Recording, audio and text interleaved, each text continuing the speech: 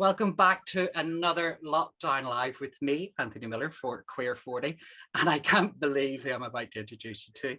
It is none other than Bonnie Tyler. Bonnie, hello. Hey, how are you all? How are you, Bonnie? Oh my God, I'm great. I'm in the Algarve in Portugal. It's been the longest holiday I've ever had, but by accident. Tell us how that came about. What happened? Well, my last gig in Sweden last March, I had a week off after. So Robert and I decided to fly to the Algarve, to our house here, and enjoy a week, which turned into a year. I've worked since I'm 17. This is the first time I haven't worked since I'm 17. Amazing. It's unbelievable. I hope you're enjoying it, are you? Oh, I got to be honest, I've really made the most of it, but I'm all revved up now and fully charged to get out there on the stage, Good. That's what we want to hear. But in terms of the lockdown, actually, regardless of whether you're in the Algarve or whether you're in London or whether you're in New York or wherever you are, it gets a bit weird. We're not allowed to do things. We're not allowed to get, go and get along with our normal lives. How are you getting through it? Have you any tips for our readers about how to get through a lockdown? Well, I am very lucky to have a wonderful husband, and we laugh a lot, and we just, get on, it's great. But and I am lucky, I've got the pool and everything. So I know how, lucky I am. I thank God for my blessings every night. Yeah. But talk to each other and cook a lot, eat a lot, drink a lot. I think many of us have taken the last piece of advice there. To plenty of drinking. But I learned to swim while I was here as well. And I'm a better cook now than I ever was before as well. Because, I was in restaurants all the time. Yeah. Anytime I had off, I'd go to the restaurants, you know what I mean? But instead of cooking. Oh, I tell you what, man, I actually had a takeaway pizza yesterday. It was bliss. I would have imagined we were allowed. We went down to the marina, and I said, there's a pizza place open. You can only go as far as the door, right? Yeah. And so we had a takeaway glass of wine and a pizza. Lovely. And it was really nice, yeah. Lovely. I would have imagined you with like a team of chefs and like model male butlers and like little shorts. Maybe that's just my life. Chops tonight with runner beans and maybe a few chips. I don't know.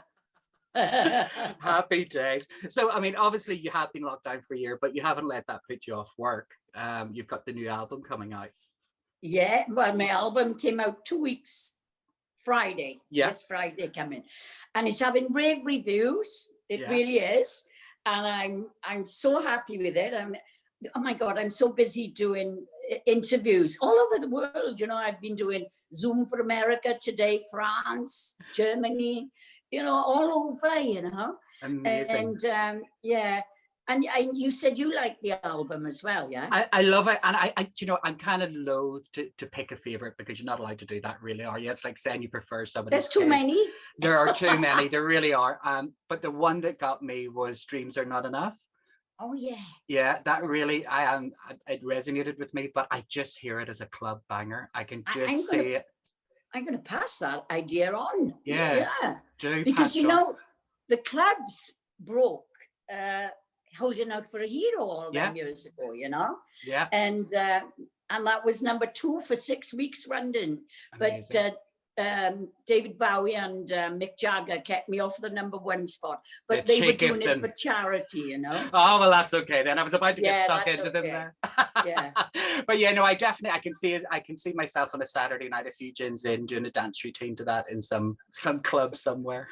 Well, great. You wouldn't catch me dancing, darling. I just strut the stage. I can't dance. I'm hopeless dancer. Yeah. Always have been. Yeah. Oh, brilliant. So the voice, I mean, obviously the voice is like, you're iconic, and you're a gay icon at that, but this voice, this beautiful rasp, did you always have it, or did you learn it? Is it something you acquired, or? it became worse after I had a throat operation when you're not supposed to talk, Mhm. and I couldn't stop talking after the operation. So when I went back to the specialist, he said, "You've been talking a lot, haven't you?" And I said, "Well, I tried to write everything down, but I couldn't do it. And it was too much, you know. And so, and yeah, and it was going, but they were already comparing me to Sir Rod Stewart, Yeah, even with Lost in France. yeah. But then when I went into the studio and I sang "It's a Heartache," they're like, "What?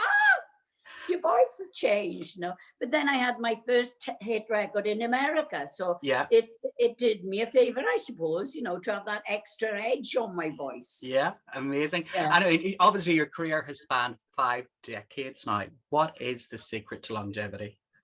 Good songs, absolutely great songs.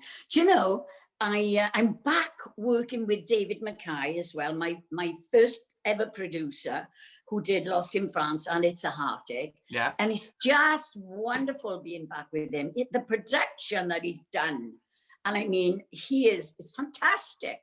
I'm really thrilled with working with him. I've been with him now for the last 2 or 3 years, yeah. and I haven't seen him for about 40 years, unbelievable. And and he's got a fantastic work ethic. He works really hard from the morning until 5:30, and then tools down. Yeah. Where's the red wine? Come on. Happy days. I'm raging I didn't bring myself a glass of wine for this, That looks lovely. You mentioned I could get a glass of wine. It's my first one today. It's definitely wine o'clock now. The first one, yeah. So over those years, obviously, you've traveled the world, you've done all the big shows. You must have met some really amazing characters. What's your favorite sort of celebrity story? Do you have one? Yeah. I mean, when I was very young, I was really into the Beatles, right? Mhm. And I used to have a big poster of Paul McCartney at the back of my bed. I don't know, you're much too young to remember this, but there was a poster in Jackie magazine, right? And they all had these old-fashioned striped bathing suits on, with funny poses. Yeah. And I used to have that huge poster at the back of my bed. And every night I used to kiss Paul McCartney, and because, like he was most girls' favorite, him and John Lennon, Yeah. And anyway, so while I was in the studio, in Rack Studios, Mickey Most's old studios in London in the 70s, right? I went into reception now, and the girl said, "Paul McCartney's in today," she said. I said, "Oh my God, what's he like?" "Oh, he's fabulous." She said, "He's such a lovely person. Go and say hello to him." She said, "He won't mind." I said, "No chance." I said, "I'd never do that, disturb him." And she said, he really won't mind, but I didn't do it. And this went on for about a week, right? And she must have told him that I was dying to meet him, but didn't have the cheek to knock on his studio door, And I was in my studio, and I was by the piano with Steve Wolf, who co-wrote "It's a Heartache" with Ronnie Scott. And he said to me, in walked Paul McCartney. "Oh, what are you up to then?" I said, I said, "Oh my God." I said, "I'm picking a key for a song, And he said, "Oh, great, good on you," he said. And then I said, "Oh my God, I used to kiss your picture every night," I said, "before I went to bed." And he said, "Give me a kiss now." And he kissed me on the cheek. I was so tough. I couldn't wait to phone my mother. I said, "Ma'am, you never guess who I just met." "Oh, I don't care who it is," she said. "You'll never meet another boy like Robert," she said. And I said, "Ma'am, Paul McCartney." "Oh, I don't care," she said. Never anybody better than Robert." Oh, that's lovely. Gorgeous. Yeah. Have you obviously, I mentioned a minute ago that you are a gay icon. We love you. We absolutely adore you. Yeah. You are Saint Bonnie, of course. Have you ever met a drag version of yourself? No, I haven't. No. Okay, so that's going to be my mission now. I'm going to get drag versions of Bonnie and send them to you. There's got to be drag bunnies out there. No, I haven't actually.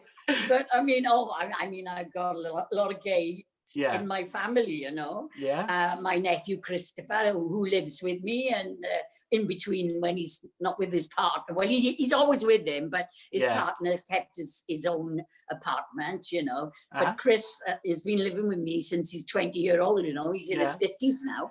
I can't get rid of him now. You're feeding him too well. But you would have been around the gay scene, you know, in the 80s whenever AIDS struck, and that was, you know, everybody was affected by that. Were you personally affected by that within your social circles? No, but I was working in New York at the time, and I remember that it was, you know, you hear about all these horrific things that were happening, you know, and also, I mean, I used to do a lot of the gay clubs. I used to do the Saint. I used to love doing the Saint in New York, you know, it was an incredible atmosphere there, and a bit naughty, mind. But, I don't believe you for a minute. No, the Saint was really, and but then when AIDS happened, then it was, I think everybody was being much more careful. But I mean, of course, it's not a gay disease, as everybody knows now. But then it was a bit of a stigma, wasn't it? But now people are, you know, it's treatable, and so, you know, you can have a normal life now again. No, it's fantastic. I mean, I was only a young child, of course, but I remember the adverts, the headstones and stuff, and it was just absolutely petrifying. And as you say, with that then came the stigma as well. So so I'm so glad to see that's, you know, kind of moved on. And Princess Diana got rid of a lot of that stigma, didn't she? You know, she was fantastic. Yeah, she really did. So a career like yours, obviously lots of highs. Tell us some of those highs. When did you have moments where you thought, do you know what, I'm dead famous? When did I what? When little moments when you realized, I am dead famous. I'm so famous. Like little when I went on Top of the Pops. Yeah, I couldn't believe it. You know, I mean, when I was a kid, you wouldn't go out on a Thursday night until after Top of the Pops had finished, you know.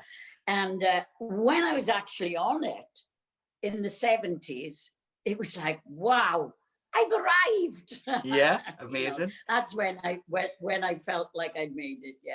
Do you remember who was on the show with you? ELO,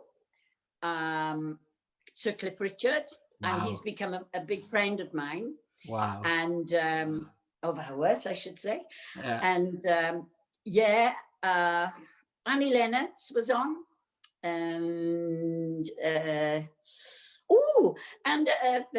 band called Child then, which actually the lead guitarist, they were two brothers, they were twins. And they were fantastic, and they were on. And later, then Keith Atack, who was Emily Atack's father, became a member of my band for like about 25 years. You know, we went everywhere together, and he was fantastic. You know, he was really great. But then he left because he had other offers and things. You know, but they were on as well. And it's really strange because we became so close years after that, you know, years after that. Years and years. Years and years. Fantastic. So that's the highs, but what about the lows? Not too many of them, to be honest. I mean, I have recorded songs that I couldn't understand why they weren't being played on the radio, because I knew they were great songs. Like, for instance, Simply the Best. I recorded it 2 years before Tina Turner. Don't get me wrong, I'm the biggest fan of Tina Turner. Yeah. And when I was singing in my bedroom with a hairbrush, you know, it was Tina Turner that was my big inspiration, you know, and Janis Joplin, you know, and Joe Cocker and Wilson Pickett and people like that, you know. Yeah. And, but then 2 years after I recorded it, and I couldn't understand why people couldn't see it. It was a great song, you know. Tina Turner covered it, and it was a massive hit, as you know, all around the world. And so that gave me back my confidence in my choice of material, you know. Yeah. And also another gay icon, Cher. She recorded one of my songs about a year after I recorded it, Save Up All My Tears. Save Up All Your Tears. Yeah. I did that before her as well. Jimmy Somerville, I had on that same album that I recorded with Desmond Child, To Love Somebody, and none of my versions got played, but theirs were like never off the radio. Charts, you know? So I did pick the right songs. I just didn't have fair play when it came to record plays, you know. That's really interesting. Wow. Well, what advice, you know, everybody wants to be famous these days. You know, we've all got to, that's the wrong thing. Right. They shouldn't want to be famous. They should want to be on the stage, want to sing, love singing, get it deep from your heart. You know, that's the difference. I never even dreamt about being famous, you know. All I wanted to do was sing in a band. When I left school, you know. And so I started working in a shop first of all, and then I was working in the night, and then I couldn't get up in the morning because I was working in the night. But all I ever wanted to do was sing. I had no illusions about ever having a record deal. And I was singing in local clubs for 7 years before I was discovered, right? Sort of thing, you know. And that was because I didn't send tapes away to London to record companies. I was just living the life that I loved, singing with a band, you know, 6 nights a week. And I was doing that for 7 years.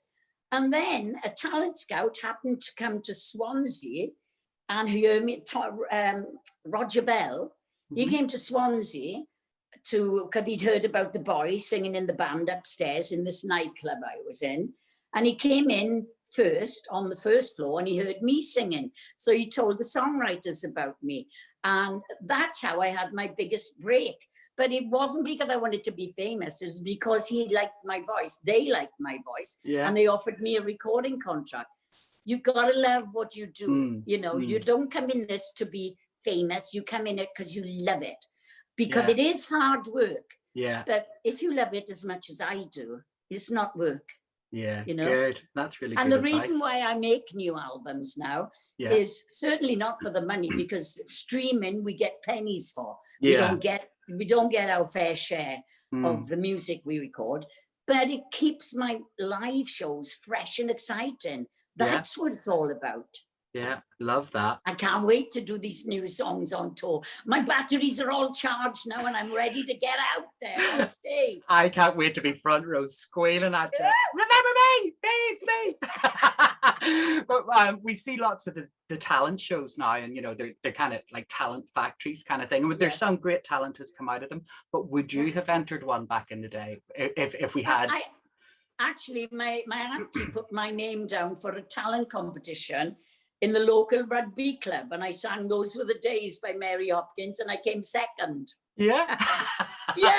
And then there was an advertisement in the local newspaper looking for 3 girls to sing with Bobby Wayne. And they were I was going to be a Dixie, Bobby Wayne and the Dixies. And there was 34 girls there in the audition, and I got one of the places. So I was Bobby Wayne in Bobby Wayne and the Dixies, you know. And he had a wonderful voice, Bobby did. Oh my God, all the falsetto and everything. He could sing the Rubettes better than the Rubettes, you know. He was amazing. And then I was with them for about a year and a half. And then I formed my own band then called Imagination. And that was when I was discovered. Fantastic. Absolutely fantastic. Is there any sort of the current stars at the minute that you're following that you think's amazing, or? Who? Miley Cyrus. Oh wow, okay. Oh, you got to listen to her. She's really, really hot, you know. She's fantastic. Fantastic. Wow. Would you fantastic. Would you consider a duet with Miley? Oh, I would, yeah, absolutely. I'll let her know. I'll give her a call. Well, she actually she mentioned something on Twitter because she did what she do? She did a bit of It's a Heartache, right? Yeah. And I was so thrilled, with it that I tweeted to her, "You've made my day." Yeah. And she said, "Oh, Bonnie, you don't realize how much I've listened to you since I'm a young girl." Because she said, "I thought I was the only girl with a croaky voice." Yeah, Oh, that's so lovely. Fantastic. I Oh, know. really lovely. So whenever you were saying that, you write now because you want to jazz up the shows, it's not about, it's not about making money. But No, what's that? I don't write. I Oh, record. you record. But so Yeah. that's what I was going to ask. What's the process? How do we end up with a Bonnie Tyler banger? How does it happen? Well, what happened was I did this album, The Best Is Yet to Come, and it is because when we have the vaccine, we're all going to be back to normal again. Can you believe it? I can't believe it. Yeah. Yeah, so The Best Is Yet to Come. I recorded it in between touring with my band, right? Yeah. And what I do, I'd fly into Heathrow Airport, and then the boys would go home, spend some time with their family, a couple of days. I'd go into the studio with David Mackay, 25 minutes down the road from Heathrow, at his house and his studio. And, that's what happened every couple of weeks. I'd go in the studio, make a couple of more tracks, and David would be playing me demos that were sent to him for me. And then if I liked them, he'd work on the tracks while I was away with the band on tour. And then I'd come back and then I'd go back in the studio and put my vocal down, Yeah. But I have got 2 covers on the album as well. One is a very old Donovan song that you probably won't even remember, but it's a beautiful Donovan song. And a 10cc song, I'm Not in Love, but I completely put my own twist on it. Not in love. Yes. Love it. Yeah. Love it. Absolutely love it. You mentioned the vaccine there, and obviously lots of people are afraid of the vaccine and whatnot. What advice would you give them? To have it. I'd have it, but I'm in Portugal. I've had a letter that I can have it back in Wales. But I'm here and I'm certainly not going to fly home and stay in a hotel for 10 days before I can go and have a vaccine. So I'm on the waiting list here in Portugal. I mean, you've got to say, mind, that the UK are really on the ball with the vaccine. I mean, it's incredible. 83% of people have already had it. Yeah. They're still doing just the 80-year-olds here, in Portugal. Yeah. And a lot of Europe are in the same boat. So, I've asked the doctor, when do you think I will be most likely able to have it? And they say maybe May or June. Yeah. So, Fingers count crossed. yourself lucky. If you can have it, have it. I want a pint of it. A blood clot's not going to kill you. It can be treated. But, and there's only 40 in 17 million vaccines. Exactly. Come on. I know. It's ridiculous. The numbers to are have crazy. It. Yeah. Yeah. You can't cure COVID unless you have the vaccine. Yeah, that's right. Thank you for that. So the new album, talk us through. I'm not going to take you song by song per se, but tell us what's amazing about the album. What jumps out for you? Well, Desmond Child wrote a song for me. I phoned him up. He wrote "Living on a Prayer" for John Bon Jovi. Yeah. And he wrote "Living the Vida Loca." So many, thousands of songs. Yeah. And I've worked with Desmond in the past. He produced an album called Hide Your Heart of Mine in the 80s. And it was great working with him. And so when I was in the studio with David Mackay, I phoned him up and I said, I'm in the studio making a new album. Have you got a new song for me, Desmond? And within a few days, he sent me this awesome song called Stronger Than a Man, right? Yeah. It's fantastic. And so I'm really pleased that I got a Desmond Child song.